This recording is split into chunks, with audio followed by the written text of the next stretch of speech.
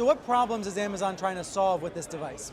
Well, when we went out and talked to customers about media and streaming boxes, we saw really three things. The first was the amount of performance that are in these boxes. For some reason, they weren't following Moore's Law, and they were slower than they needed to be. So we packed this full of an incredibly fast quad-core processor, 2 gigabytes of RAM, great Wi-Fi.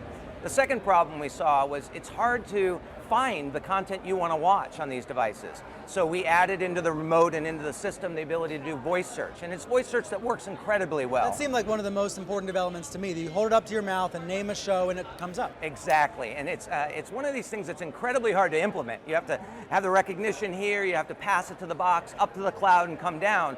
But as you saw, we do that often in less than 2 or 3 seconds, and it's invisible to the customer.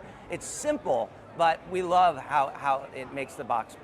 At the presentation, it sounded like Amazon read user reviews on Amazon.com of other boxes and then tried to make this one better accordingly. The third thing I mentioned was the ecosystems that exist. Tell us about that. Yeah, typically a lot of times on these types of devices or smart TVs or game consoles, the ecosystem is closed. It's not meant to be open for developers, and we're releasing a developer kit here today so that everybody can come and develop on this, and it's based on open standards, Android and HTML, and I'm super excited to see what developers can come up with on a platform like this as great things. We already have some day one. We have ESPN, we have Netflix, we have Hulu Plus, Pandora, so there's a wide selection day one, but over time I think it's just going to even get better.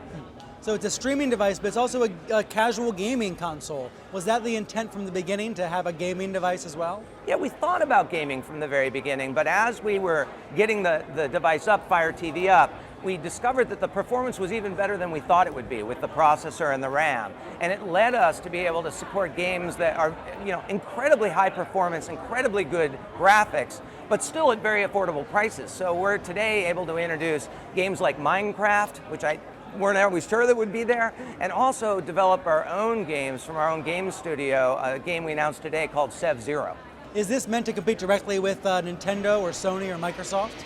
We really don't think of our device business like that. It's not a sporting event. There's not one winner here. There'll be lots of winners. We continue to sell game consoles and other streaming media devices on Amazon,